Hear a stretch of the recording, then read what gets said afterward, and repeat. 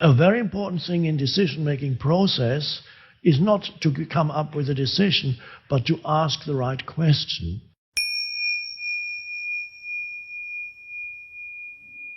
Now, it's very easy to mistake an impulse that comes to you for some deeper answer that comes out of the stillness. And so in any decision-making process, you have basically two factors. Well, most people only have, you have the information that's available to you, and so make sure that you have the information, that all the facts that you need. Sometimes, before making a decision, you may have a number of facts, and sometimes these facts may not be sufficient. So then you go within and see what questions you can ask in order to elicit more facts or information from whoever is capable of giving to you that information. This, I'm talking in very general terms, whether you're in business or wherever you are, or some personal decision that you need to arrive at. On one level, facts need to be looked at. What is the situation? And sometimes the facts are not clear enough, or there are not enough facts, and you become still and see what questions you can ask. Somebody may be able to supply more detailed facts, but in order to ask the right question, you already need a moment of stillness. So you may not immediately get an answer through stillness. The first step, as you become alert and still, is another question. A very important thing in decision-making process is not to come up with a decision, but to ask the right question that can elicit what you need in order to arrive at a decision. And in order to ask the right question, there needs to be that alert stillness for a moment, and in that alert stillness, you kind of listen within, and then a question comes. This is, I often, when they call me and say, we've had this or that offer, somebody wants you to do this, somebody wants you to do that interview, somebody wants to do that. And very often, I don't immediately say yes or no. I usually come up with a few questions. What, in addition to the information that they gave me, well, what about that and that and that? And then say, oh, okay, I'll get back to you, I'll find out. And then they call again, then I know a bit more. And sometimes, on the basis of the factual information, you already know whether you want to do it or not. You more easily know that you don't want to do it just by looking at the facts. But it may well be that you have all the facts and you're still not clear what the right course of action is. So you have exhausted the avenue of asking more questions, probably, unless something else comes to you. And then it's usually a question of becoming still, and that's the added dimension to the decision-making process. It works together with looking at the knowledge that you have in the mind, conceptual knowledge, factual knowledge, works in conjunction with a deeper intuitive knowing, and you bring the two together. It's not just the intuitive and then you completely disregard the facts. So even with bringing your ex-girlfriend, it's a very relatively simple thing. Perhaps there was an impulse or some belief that you should obey your impulses now and just do it, but you didn't. You also have some knowledge in your mind about what kind of a person she is, what your relationship was like, how it ended, how she might react. These are factors that you also consider.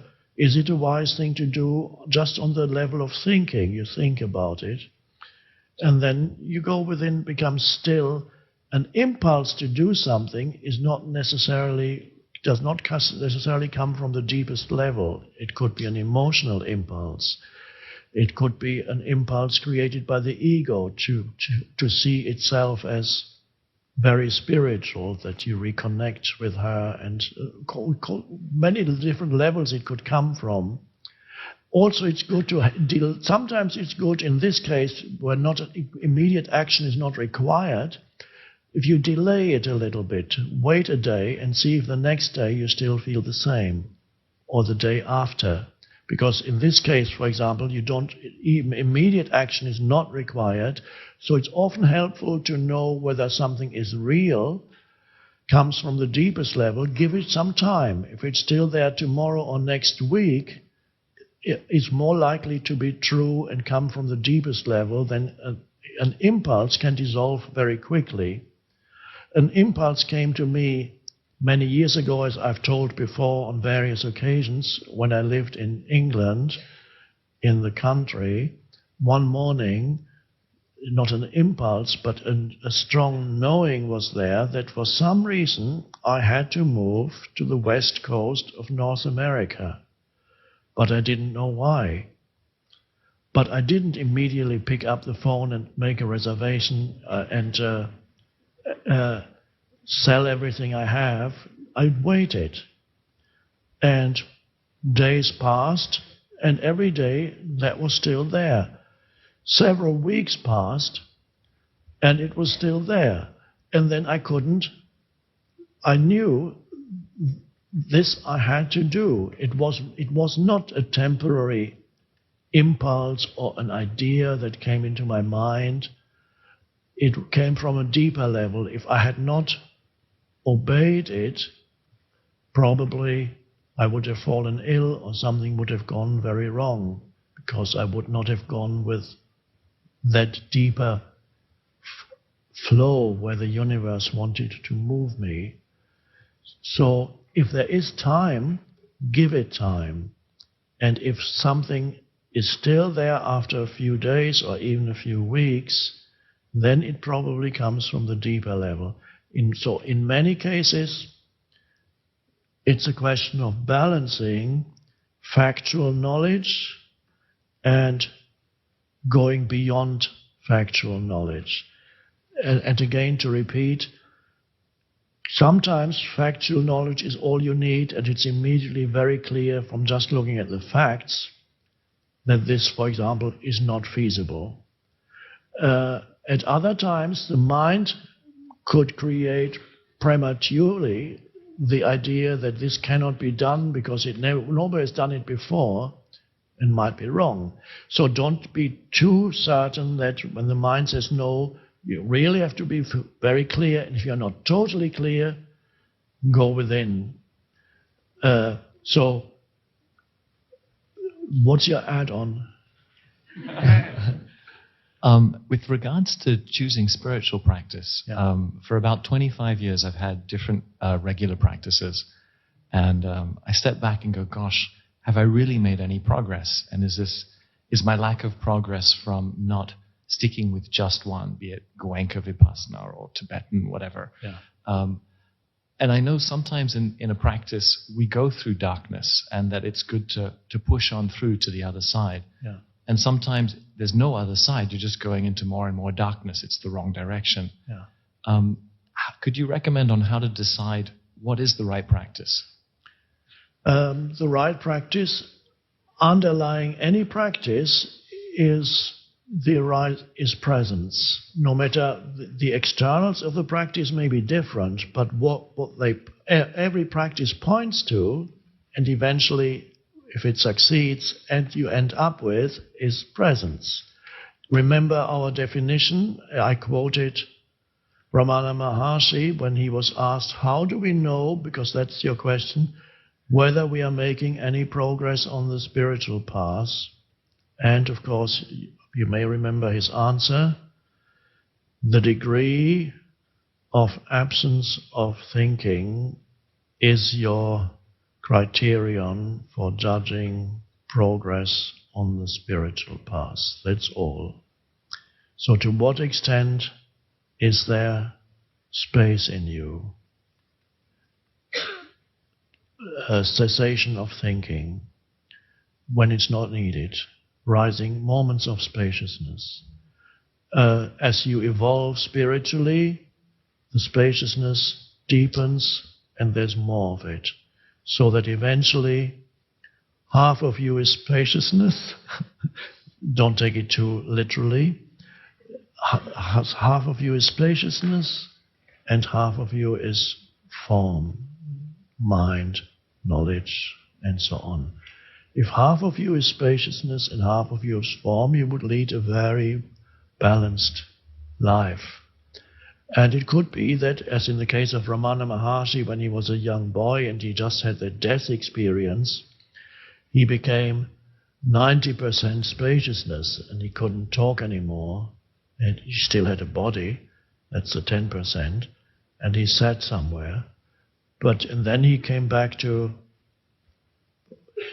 very few humans are actually, it's hard to quantify anyway, it's more or less almost speaking metaphorically.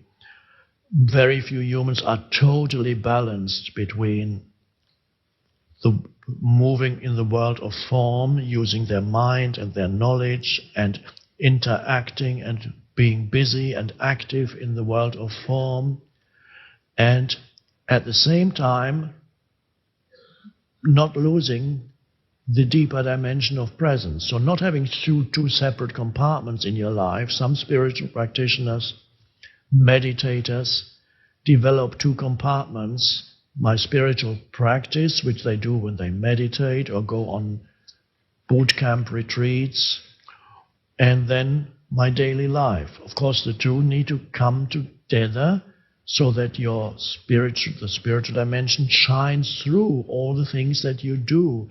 In other words, everything you do, there's spaciousness. There is a sense of peace that comes even while you're engaged in activities. You don't get frantic and upset about every little thing. There's a spaciousness in your human interactions, a sense of presence that pervades even your business dealings. So that is what Ramana Maharshi means when he talks of the to be free of thinking. That spaciousness are moments when you're just alert and present, even while conducting a business. There's an alertness and a presence. And then you're more creative. The person who created the iPhone, Steve Jobs, I haven't read his entire biography, and he had certain personal idiosyncrasies which were very much egoic conditioning. But apart from his egoic conditioning, he had areas he was a practitioner of Zen and meditation. He had these areas of stillness. Out of those came the creativity. So he did not represent a complete, balanced coming together of very few people have that, a complete, balanced coming together of spaciousness and form. And you don't have to achieve that. I don't have it. I don't have 50% effectiveness in form and 50% spaciousness. I'm just taking a figure, 80 to 85% spaciousness and 20 to 15% form. In other words, I'm not that great at dealing with stuff. When I do, I'm spacious with it. My preference is not to, so I'm not that balanced. Oprah is much more balanced than I am. She is very effective in doing and has seemingly inexhaustible energy. I can't keep up with her. And yet she does always return to stillness. So she doesn't lose herself in the doing. And there are some people, but not many, who Oprah is a bit more in the doing than the being, but there's still enough being to keep her rooted in and to make her work fruitful and contribute a lot to the consciousness on the planet.